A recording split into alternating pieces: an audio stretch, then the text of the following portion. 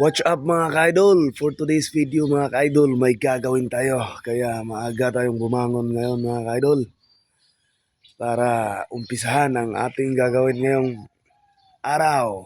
Tayo ay maglilitsyon mga ka-idol.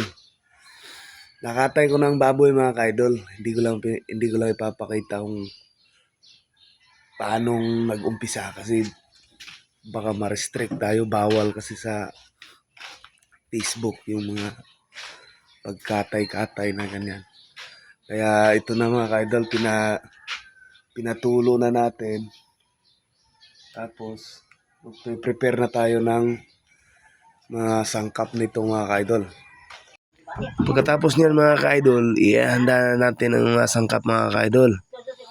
At ito nga, tiyarang! May kulang pa yan mga ka-idol, yung tanglad.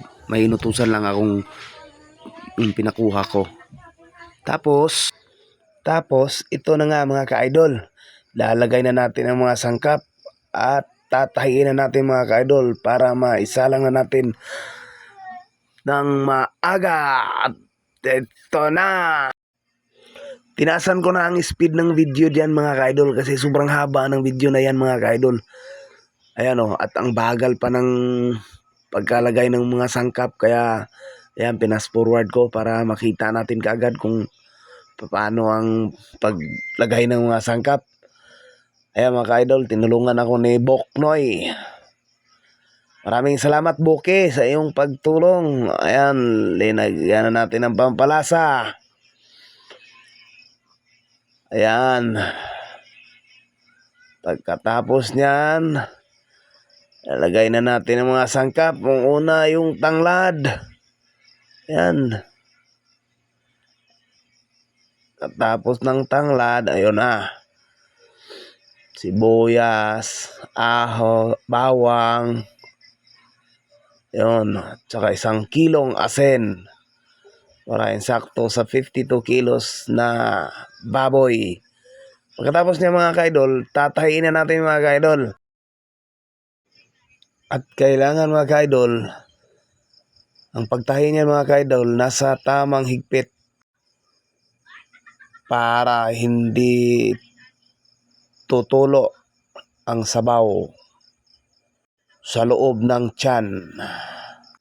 Pagkatapos tahiin, ihiwa-hiwain natin ang tainga para magmistulang bulaklak pagkaluto. Tapos pupunasan na natin yan ng coke mga idol para pampapula. Ayan.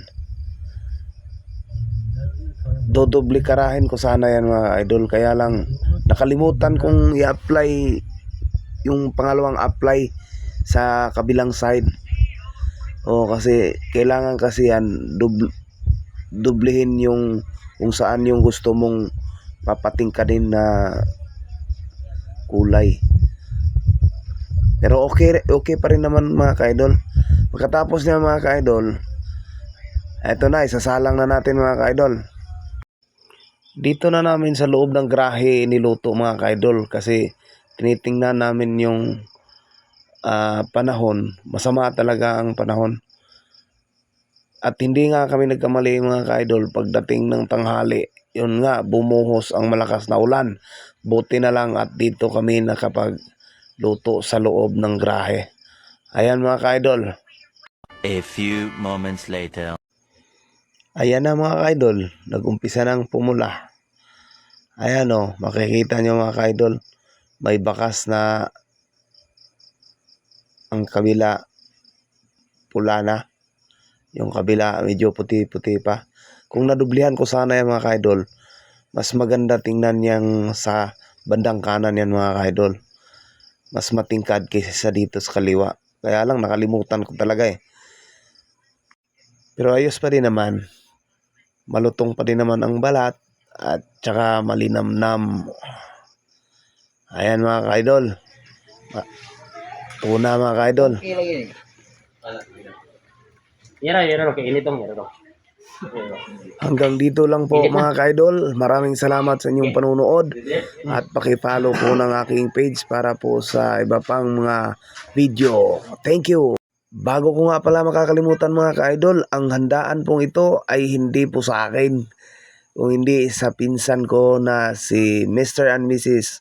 Marlon Patarlas para sa kanilang first month old na prinsesa. Ayan. Thank you.